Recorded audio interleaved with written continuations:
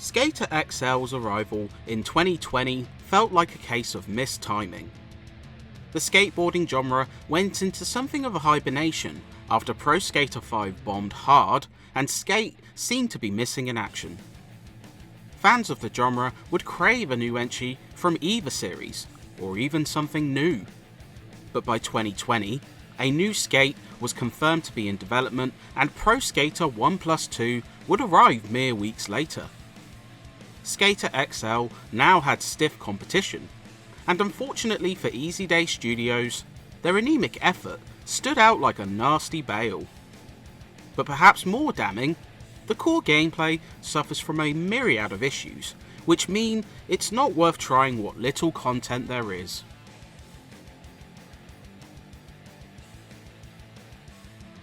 Skater XL offers a grounded approach to its titular sport.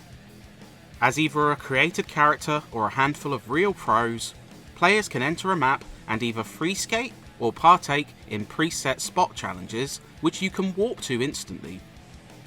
Easy Day opts for an analog focused control scheme somewhat similar to Skate. Each stick corresponds to your skater's foot, with flicks letting you ollie and rotations enabling tricks. For example, to perform a kickflip, you flick the opposite stick after performing an ollie. Meanwhile, slightly holding each stick rather than flicking lets you perform a manual. The bumpers let you rotate and modify for grabs, while the face buttons speed up your skater. Performing complex moves will require you to balance stick flicks, bumper pushes, and spins.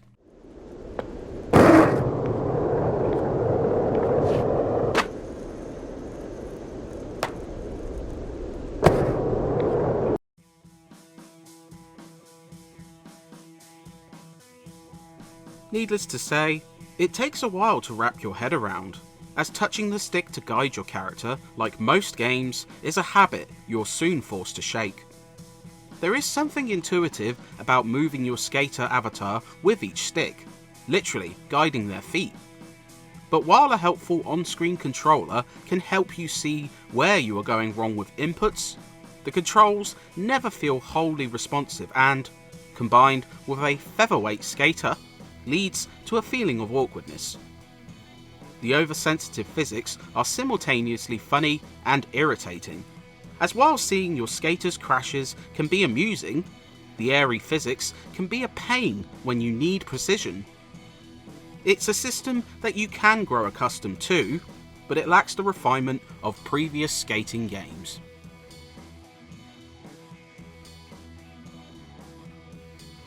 But more damning than uneasy skating is how bare bones the game feels. There's no career to speak of, but instead a list of spot challenges for each stage.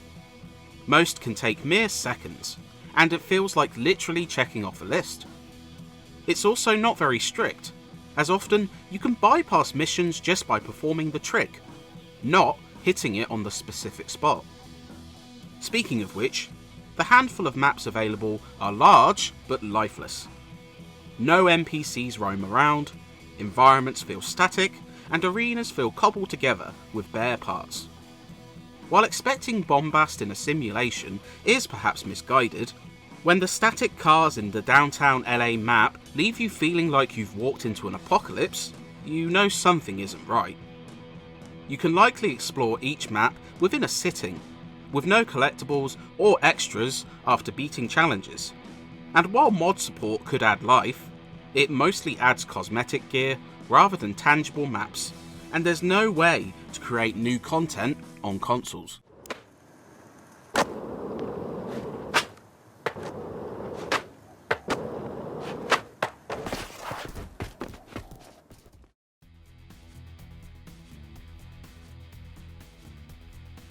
Skater XL is a little uneven in the visual department, as while the solid lighting engine can add a soft, realistic touch to stages, much of the game looks average. Character models feel basic, not helped by a lackluster customization engine that lacks options. Environments look plainly textured and sparse, with one stage literally plopped in the middle of a desert. Even the menus feel very basic, almost like an early access title. Animations look the part at least, even if the absurd physics somewhat diminish the realism, and the game at least runs steadily, bar some stutters.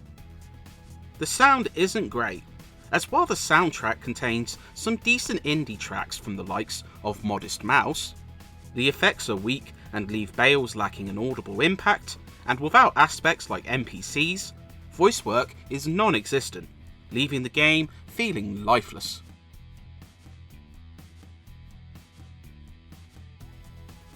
Skater XL proves a disappointment, feeling extra small instead of world-beating. While some aspects of Easy Day's debut can feel distinctive, such as the intuitive analog scheme, it can sometimes feel like an early access game waiting for the rest of its content. Overactive physics can hamper precision, unresponsive controls likewise, and the lack of content is quite galling. Not even support for mods and a free multiplayer update seems to have given this one new life, likely due to the fact that the central skateboarding isn't much fun. Those desperate for a new skateboarding game would likely find more enjoyment in titles of years gone by, even those after something more realistic. And with big competing series coming back, there's even less room for this one.